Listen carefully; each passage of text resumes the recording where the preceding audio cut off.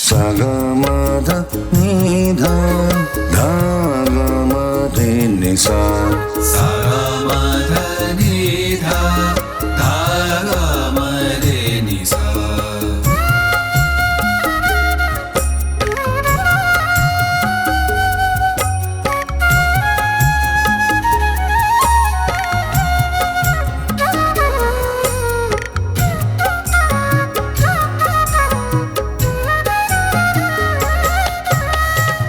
तत्वानि विश्वेषु संख्यातान्येषु मे प्रभो नवकदश पंचत्रिण्यत् तद्वामेऽहं श्रुमा।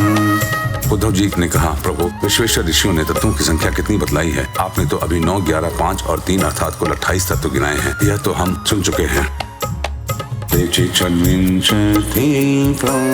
प्रपर पंचविंशति सप्तनवशके चेकादश करे। किंतु कुछ लोग 26 तत्व बतलाते हैं तो कुछ 25, कोई 7, 9 अथवा 6 स्वीकार करते हैं, कोई 4 बतलाते हैं तो कोई 11।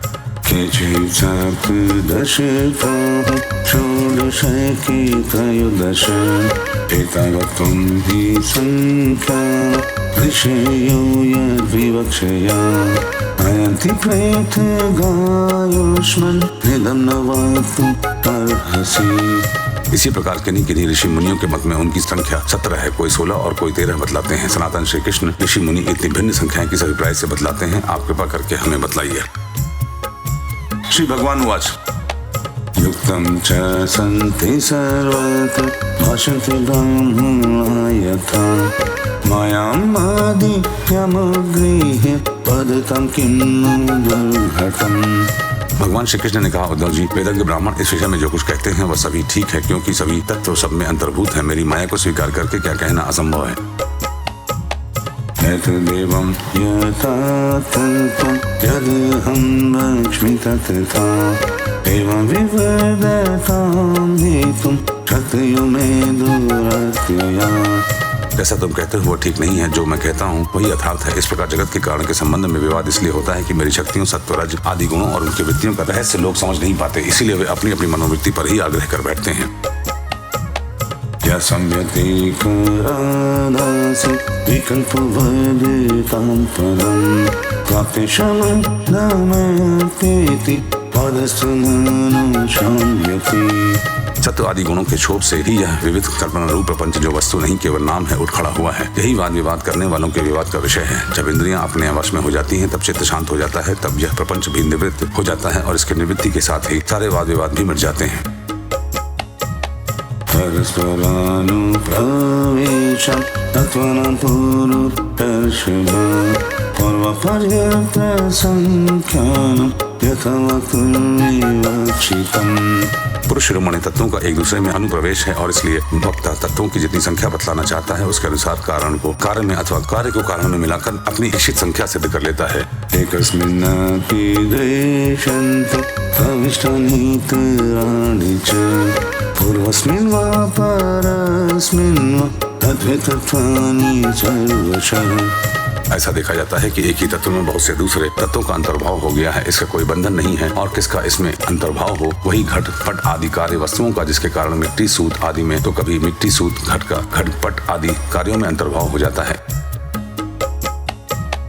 पूर्वमर्य माथोमीशं प्रसंख्यानमभीप्सितां यथा विविक्तं यद्वक्त्रं त्रीणिमयोक्ति संभवात्। इसीलिए वादी प्रतिवादियों में जिसकी वाणी ने जिस कार्य को जिस कारण में अथवा जिस कारण को जिस कार्य में अंतर्भूत करके तत्वों की जितनी संख्या स्वीकार की है वह हम निश्चय ही स्वीकार करते हैं, क्योंकि उनका वह उत्पादन युक्ति संगत ही है।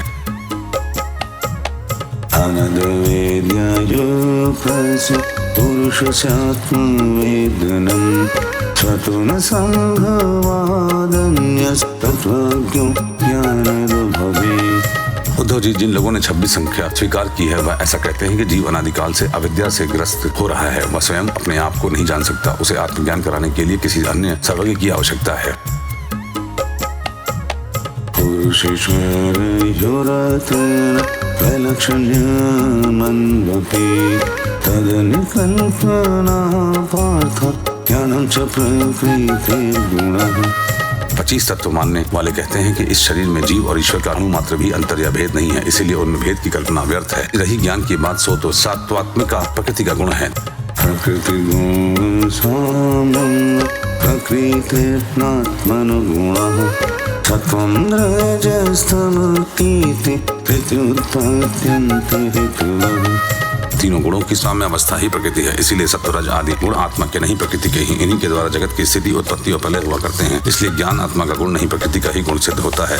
सत्वं ज्ञानं रजः तमो ज्ञानमिहोच्यते गुणव्यतिकरः कालः स्वभावः सूत्रमेव च। इस प्रसंग में सत्वगुण ही ज्ञान है, रजोगुण ही कर्म है और तमोगुण ही अज्ञान कहा गया है। और गुणों में क्षोभ उत्पन्न करने वाला ईश्वर ही काल है और सूत्र अर्थात महतत्व की ही स्वभाव है। पुरुषः प्रकृतिर्व्यक्तमहंकारो नभो नीलः ज्योतिरापक्षेतिरिति तत्त्वान्योक्तानि मे नव। उद्धव जी, पुरुष, प्रकृति, महतत्व, अहंकार, आकाश, वायु, तेज, जल और पृथ्वी, ये 9 तत्व मैं पहले ही गिना चुका हूँ। श्रोत्रं त्वद्दर्शनं जीविति ज्ञाने शक्तियः वाक्पाण्योपास्थपायङ्घ्रि कर्मण्ययङ्गो भयं मनः शब्दः स्पर्शो रसो गन्धो रूपं चेत्यर्थजातयः गत्युक्तिसर्गशिल्पानि कर्मयतन सिद्धयः। श्रोत्र, त्वचा, चक्षु, नासिका और रसना, ये 5 ज्ञानेंद्रियां, वाक, पाणी, पाद, वायु और उपस्थिति, ये 5 कर्मेंद्रिय तथा मन जो कर्मेंद्रिय और ज्ञानेंद्रिय दोनों ही है। इस प्रकार कुल 11 इंद्रिय तथा शब्द, स्पर्श, रूप, रस और गंध, ये ज्ञानेंद्रियों के 5 विषय। इस प्रकार 3, 9, 11 और 5 सब मिलाकर 28 तत्व होते हैं। कर्मेंद्रियों के द्वारा होने वाले 5 कर्म, चलना, बोलना, मल त्यागना, पेशाब करना और काम करना, इनके द्वारा तत्वों की संख्या नहीं बढ़ती। इन्हें कर्मेंद्रिय स्वरूप ही मानना चाहिए। प्रकृतिर्यस्य कार्यकारणरूपिणी तत्त्वादिभिर्गुणैर्दत्ते पुरुषो व्यक्तिरीक्षते।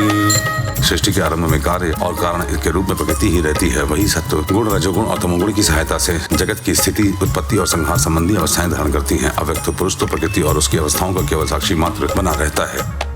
व्यक्तधयो विफुल्वान् धातवः पुरुषेक्षया लब्धवीर्यः सृजन्त्यन्दं संहृता प्रकृतिर्बलात्। महतत्व आदि कारण धातु में विकार को प्राप्त होते हुए पुरुष के ईक्षण से शक्ति प्राप्त करके परस्पर मिल जाते हैं और प्रकृति का आश्रय लेकर उसी के बल से ब्रह्मांड की सृष्टि करते हैं। सप्तमधातुवैति तत्रार्थः पञ्चखद्यः ज्ञानमत्वभयधारस्तत्त्वदेहेन्द्रियास्वः। उद्धव जी, जो लोग तत्वों की संख्या 7 स्वीकार करते हैं, उनके विचार से आकाश, वायु, तेज, जल और पृथ्वी, ये 5 भूत, छठा जीव और 7वां परमात्मा जो साक्षी जीव और साक्षी जगत दोनों का अधिष्ठान है, ये ही तत्व है। देह, इंद्रिय और प्राण आदि की उत्पत्ति तो पंचभूतों से ही हुई है। षडेत्यत्रापि भूतानि पञ्चषष्ठः परः पुमान् तर्युक्त आत्मसम्भूतं त्रिभेदं तमुपविशत्। जो लोग केवल 6 तत्व स्वीकार करते हैं, वे कहते हैं कि 5 भूत हैं और छठा है परम पुरुष परमात्मा। वह परमात्मा अपने बनाए हुए पंचभूतों से युक्त होकर देह आदि की सृष्टि करता है और उनमें जीव रूप से प्रवेश करता है। चत्वारि वेति तथापि तेज आपो नमत्विनः जातानि तैरेदं जातं जन्मवयविनः खलु। जो लोग कारण के रूप में 4 ही तत्व स्वीकार करते हैं, वे कहते हैं कि आत्मा से तेज, जल और पृथ्वी की उत्पत्ति हुई है और जगत में जितने पदार्थ हैं सब इन्हीं से उत्पन्न होते हैं। वे सभी कार्यों का इन्हीं में समावेश कर लेते हैं। संख्यानि सप्तदशके भूतमतेन्द्रियाणि च पञ्चपञ्चैकमानस आत्मसप्तदशः स्मृतम्। जो लोग तत्वों की संख्या 17 बतलाते हैं, वे इस प्रकार गणना करते हैं: 5 भूत, 5 तन्मात्रा है, 5 ज्ञानेंद्रियां, 1 मन और 1 आत्मा। तद्वदषोडश संख्यानि आत्ममान उच्यते भूतेन्द्रियाणि पञ्चैव मन आत्मा त्रयोदश। जो लोग तत्वों की संख्या 16 बतलाते हैं उनकी गणना भी इसी प्रकार है। अंतर केवल इतना ही है कि वे आत्मा में मन का भी समावेश कर लेते हैं और इस प्रकार उनकी तत्व संख्या 16 रह जाती है। जो लोग 13 तत्व मानते हैं वे कहते हैं कि आकाश आदि 5 भूत, श्रोत आदि 5 ज्ञानेंद्रिय, एक मन, एक जीवात्मा और परमात्मा, ये 13 तत्व हैं। एकादश आत्मा महाभूतेन्द्रियाणि च अष्टौ प्रकृतयश्चैव पुरुषश्च न विद्यते। 11 संख्या मानने वालों ने 5 भूत, 5 ज्ञानेंद्रियां और इनके अतिरिक्त एक आत्मा का अस्तित्व स्वीकार किया है। जो लोग 9 तत्व मानते हैं वे आकाश आदि 5 भूत और मन, बुद्धि, अहंकार, ये 8 प्रकृतियां एवं 9वां पुरुष, इन्हीं को तत्व मानते हैं। इति नाना प्रसंख्यानं तत्त्वानां ऋषिभिः कृतं सर्वन्यायं भक्तिमत्वा विदुषं किं शोभनम्। उद्धव जी, इस प्रकार ऋषि मुनियों ने भिन्न भिन्न प्रकार से तत्वों की गणना की है। सबका कहना है उचित ही है क्योंकि सबकी संख्या युक्त है। जो लोग तत्वज्ञानी हैं उन्हें किसी भी मत में बुराई नहीं दिखती, उनके लिए तो सब कुछ ठीक ही है। उद्धववाच प्रकृतिः पुरुषशो यद्वप्यात्मविलक्षणो अन्योन्यपाश्रयात् कृष्ण दृश्यते न भेदातयोः। उद्धव जी ने कहा, श्याम सुंदर, यद्यपि स्वरूपतः प्रकृति और पुरुष दोनों एक दूसरे से सर्वथा भिन्न हैं, तथापि वे आपस में इतने घुल मिल गए हैं कि साधारणतः उनका भेद नहीं जान पड़ता। प्रकृति में पुरुष और पुरुष में प्रकृति अभिन्न से प्रतीत होते हैं, इनकी भिन्नता स्पष्ट कैसे हो? प्रकृतिश्च तथात्मनि एवं मे पुण्डरीकाक्षि महन्तं संशयं हृदि क्षेत्रमर्हसि सर्वज्ञ वचुभिर्नयने पुनः। कमल नयन श्री कृष्ण, मेरे हृदय में इनकी भिन्नता और अभिन्नता को लेकर बहुत बड़ा संदेह है। आप तो सर्वज्ञ हैं, अपनी युक्ति युक्त वाणी से मेरे संदेह का निवारण कर दीजिए।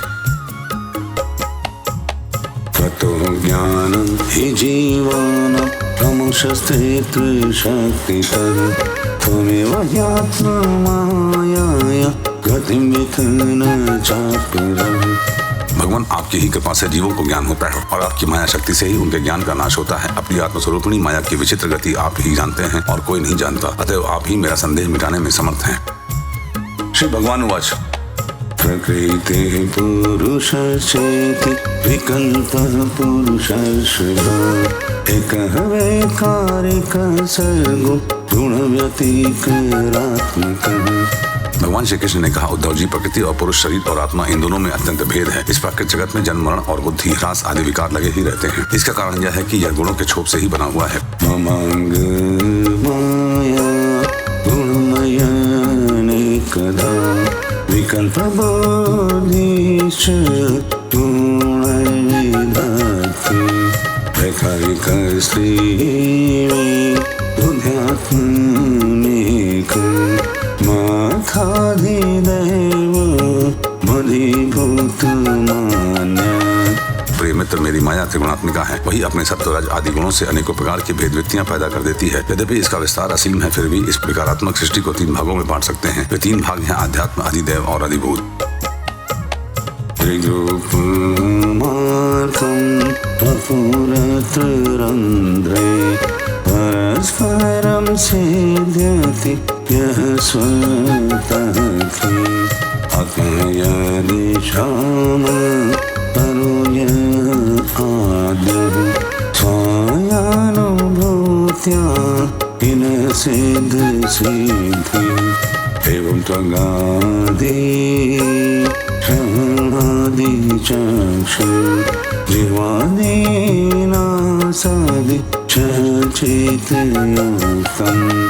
उदाहरणार्थ नेत्रेंद्रिय आत्मात्म है, उसका विषय रूप अधिभूत है और नेत्र गोलक में सिद्ध सूर्य देवता का अंश अधिदेव है। ये तीनों परस्पर एक दूसरे के आश्रय से सिद्ध होते हैं और इसीलिए आध्यात्म, अधिदेव और अधिभूत ये तीनों ही परस्पर सापेक्ष हैं। परंतु आकाश में स्थित सूर्यमंडल इन तीनों की अपेक्षा से मुक्त है क्योंकि वह स्वतः सिद्ध है। इसी प्रकार आत्मा भी उपर्युक्त तीनों भेदों का मूल कारण उनका साक्षी और उनसे परे है। वही अपने स्वयं सिद्ध प्रकाश से समस्त सिद्ध पदार्थों की मूल सिद्धि है। उसी के द्वारा सबका प्रकाश होता है। जिस प्रकार चक्षु के 3 भेद बताए गए, उसी प्रकार त्वचा, श्रोत्र, जिह्वा, नासिका और चित्त आदि के भी 3 भेद हैं। यो सपुणक्षु पाकृतु विकारः प्रधानमौना महतपसूतः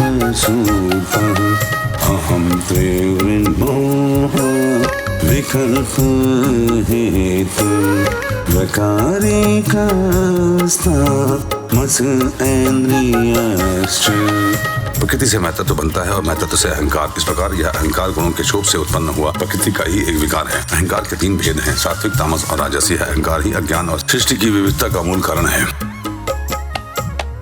आत्मा परिज्ञान मायो विवादो ह्यास्ति नास्ति विदार्थ निष्ठा व्यर्थोपि नैवो परमेत पुंसां मतः परावृत धियां स्वलोकात्। आत्मा ज्ञान रूप है, इनका पदार्थों से न तो कोई संबंध है और न उनमें कोई विवाद की ही बात है। अस्ति नास्ति, सगुण निर्गुण, भाव अभाव, सत्य मिथ्या आदि रूप से जितने भी वाद विवाद हैं, सबका मूल कारण भेद दृष्टि ही है। इनमें संदेह नहीं कि इस विवाद का कोई प्रयोजन नहीं है, यह सर्वथा व्यर्थ है। तथापि जो लोग मुझसे अपने वास्तविक स्वरूप से विमुख है, वे इस विवाद से मुक्त नहीं हो सकते। उद्धव उवाच ततः परावृतधियः स्वकृतः कर्मभिः प्रभो ऊचावाचा यथा देहं गृह्णन्ति विसृजन्ति च। उद्धव जी ने पूछा, भगवान आपसे विमुख जीव अपने किए हुए पुण्य पापों के फलस्वरूप ऊंची नीची योनियों में आते जाते रहते हैं। अब प्रश्न यह है कि व्यापक आत्मा का एक शरीर से दूसरे शरीर में जाना, अकर्ता का कर्म करना और नित्य वस्तु का जन्म मरण कैसे संभव है? तन्मख्या हि कुविन्दे दुर्भाव्यमनात्मभिः नयो तत्प्रायशो लोके विद्वांसः सन्ति वञ्चिताः। गोविंद, जो लोग आत्मज्ञान से रहित हैं, वे तो इस विषय को ठीक ठीक सोच भी नहीं सकते। वे इस विषय के विद्वान संसार में प्रायः मिलते नहीं, क्योंकि सभी लोग अपनी माया के भूल भुलैया में पड़े हुए हैं। इसीलिए आप ही कृपा करके मुझे इसका रहस्य समझाइए। श्री भगवान उवाच मनः कर्ममयं नृणाम् इन्द्रिय पञ्चभिर्युतं लोकालोकं प्रयात्यन्य आत्मा तदनुवर्तते। भगवान श्री कृष्ण ने कहा, प्रिय उद्धव, मनुष्य का मन कर्म संस्कारों का पुंज है। उन संस्कारों के अनुसार भोग प्राप्त करने के लिए उसके साथ 5 इंद्रियां भी लगी हुई हैं। इसी का नाम है लिंग शरीर। वही कर्मों के अनुसार इस शरीर से दूसरे शरीर में, एक लोक से दूसरे लोक में आता जाता रहता है। आत्मा इस लिंग शरीर से सर्वथा पृथक है, उनका आना जाना ही नहीं होता। परंतु जब वह अपने को लिंग शरीर ही समझ बैठता है, उसी में अहंकार कर लेता है, तब उसे भी अपना आना जाना प्रतीत होने लगता है।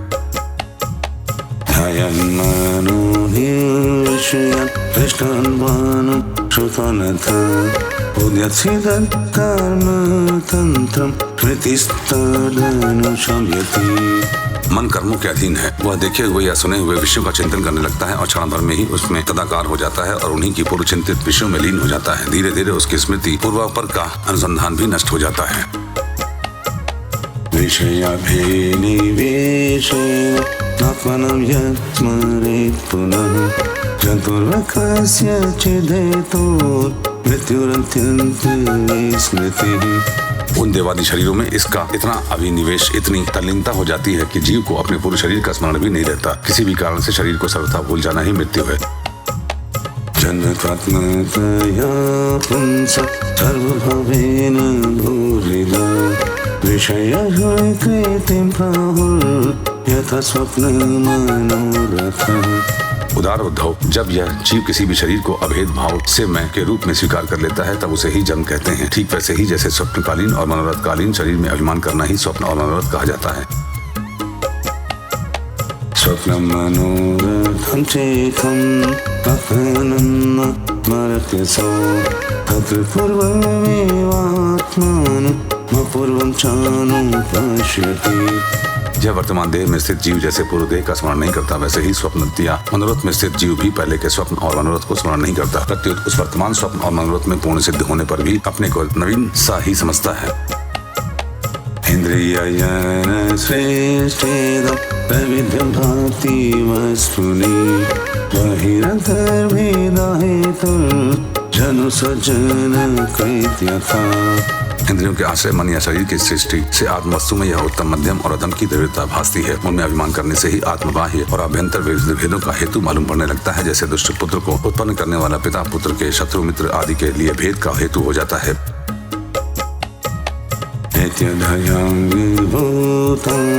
भवन्ति न भवन्ति च कार्यालक्ष्य वेगेन सूक्ष्मत्वात् न दृश्यते। प्यारे उद्धव, काल की गति सूक्ष्म है, उसे साधारणतः देखा नहीं जा सकता। उसके द्वारा प्रतिक्षण ही शरीरों की उत्पत्ति और नाश होते रहते हैं। सूक्ष्म होने के कारण ही प्रतिक्षण होने वाले जन्म मरण नहीं दिख पड़ते। यथा चेषां बुद्धसां च अननं वनस्पतिः तथैव सर्वभूतानां वायुवस्थादयः कृताः। जैसे काल के प्रभाव से दिए की लौ, नदियों के प्रभाव अथवा वृक्ष के फलों की विशेष विशेष अवस्थाएं बदलती रहती हैं, वैसे ही समस्त प्राणियों के शरीरों की आयु अवस्था आदि भी बदलती रहती है। स्वयं दिपुर्चिषां यदुत्थुतसां प्रदिदं जलम् स्वयं पुमाने तिनीणां विषगिर्निशायुषाम्। जैसे यह उन्हीं ज्योतियों का वही दीपक है, प्रवाह का यह वही जल है, ऐसा समझना और कहना मिथ्या है। वैसे ही विषय चिंतन में व्यर्थ आयु बिताने वाला अविवेकी पुरुषों का ऐसा कहना और समझना कि यह वही पुरुष है, सर्वथा मिथ्या है। स्वस्य कर्मबीजेन जयते सोऽप्ययं पुमान् म्रियते वामरोगान्त्य यतते दारु संयुता। यद्यपि वह भ्रांत पुरुष भी अपने कर्मों के बीज द्वारा न पैदा होता है और न तो मरता ही है, वह भी अजन्मा और अमर ही है, फिर भी भ्रांति से वह उत्पन्न होता है और मरता सा भी है। जैसे कि काष्ठ से युक्त अग्नि पैदा होता और नष्ट होता दिखाई पड़ता है। निषेक गर्भ जन्मानि बाल्यकुमारे यौवनं वयोमदं जरा मृत्यु मृत्युवस्थास्तेनोर्नवा। उद्धव जी, गर्भाधान, गर्भवृद्धि, जन्म, बाल्यावस्था, कुमारावस्था, जवानी, अधेड़ अवस्था, बुढ़ापा और मृत्यु, ये 9 अवस्थाएं शरीर की ही हैं। एतमनोरथमयन्यस्य चावचास्तनु गुणसंगादो पदते क्वचित् कश्चित् जहाति च। यह शरीर जीव से भिन्न है और ये ऊंची नीची अवस्थाएं उनके मनोरथ के अनुसार ही हैं, परंतु वह अज्ञानवश गुणों के संग से इन्हें अपनी मानकर भटकने लगता है और कभी कभी विवेक हो जाने पर इन्हें छोड़ भी देता है। आत्मन पितृपुत्र मनुमेयो भवाप्ययो न भवाप्ययवसून मभिक्योद्वयलक्षणा। पिता को पुत्र के जन्म से और पुत्र को पिता की मृत्यु से अपने अपने जन्म मरण का अनुमान कर लेना चाहिए। जन्म मृत्यु से युक्त देहों का दृष्टा जन्म और मृत्यु से युक्त शरीर नहीं है। तरुर्बीजपाकांचन संयमो तरुर्विलक्षणो दृष्टा एवं दृष्टा तनुः पृथक्। जैसे जौ, गेहूं आदि की फसल बोने पर उगाती है और पक जाने पर काट दी जाती है, किंतु जो पुरुष उनके उगने और काटने का जानने वाला साक्षी है वह उनसे सर्वथा पृथक है। वैसे ही जो शरीर और उसकी अवस्थाओं का साक्षी है वह शरीर से सर्वथा पृथक है। प्रकृतिरेव मात्मान मविवेक्ष्य बुधकुमार तत्वेन स्पर्श सम्मोह संसारं प्रतिपद्यते। अज्ञानी पुरुष इस प्रकार प्रकृति और शरीर से आत्मा का विवेचन नहीं करते। वे उसे उनके तत्वतः अलग अनुभव नहीं करते और विषय भोग में सच्चा सुख मानने लगते हैं तथा उसी में मोहित हो जाते हैं। इसी से उन्हें जन्म मृत्यु स्वरूप संसार में भटकना पड़ता है। सत्वसंगाद्वेषीन्देव रजससुरमानुषां तमसभूते त्यक्तुं भ्रमितो याति कर्मभिः। जब अविवेकी जीव अपने कर्मों के अनुसार जन्म मृत्यु के चक्र में भटकने लगता है, तब सात्विक कर्मों की आसक्ति से वह ऋषि लोक और देवलोक में, राजसिक कर्मों की आसक्ति से मनुष्य और असुर योनियों में तथा तामसिक कर्मों की आसक्ति से भूत प्रेत एवं पशु पक्षी आदि योनियों में जाता है।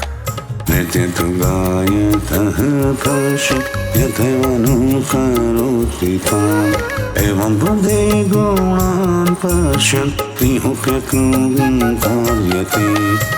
जब मनुष्य किसी को नाचते गाते देखता है तब वह स्वयं भी उसका अनुकरण करने तान तोड़ने लगता है। वैसे ही जब जीव बुद्धि के गुणों को देखता है तब स्वयं निष्क्रिय होने पर भी उनका अनुकरण करने के लिए बाध्य हो जाता है। यथाभ्यसा प्रचलत सर्वोऽपि चल इव चक्षुषा भ्राम्यमाणेन दृश्यते भ्रमतीव भूः।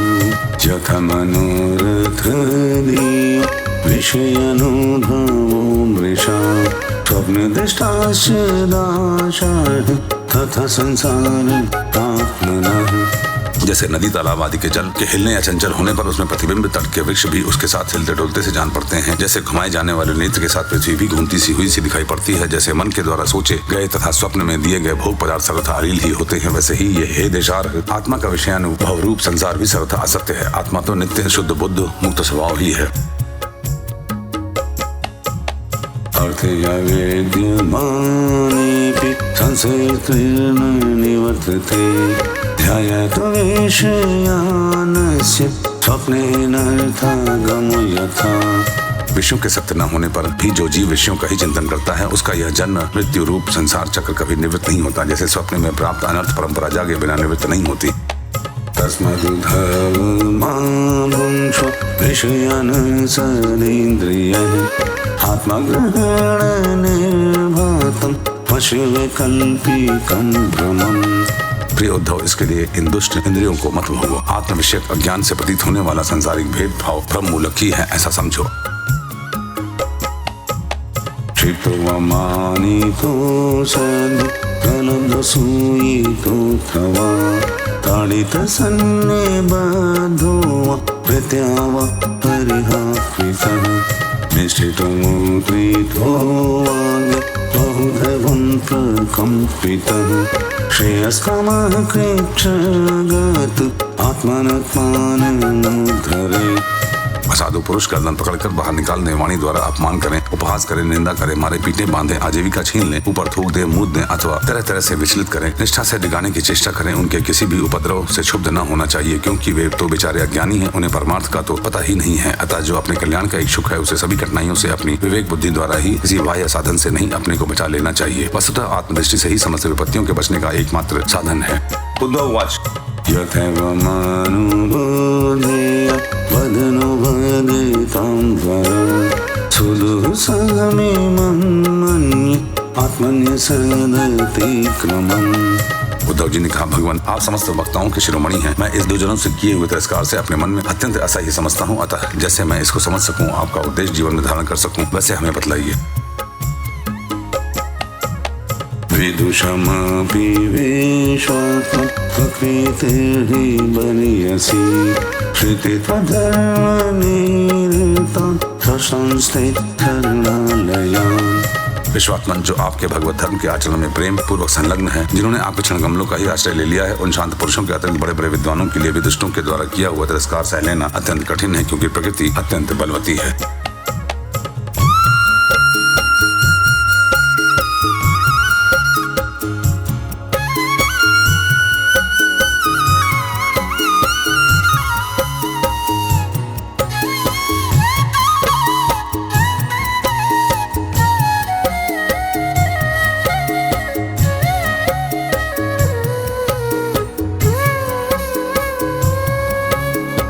श्रीमद्भागवते महापुराणे पारमहंस्यां संहितायां एकादश स्कन्धे द्वाविंशो अध्यायः।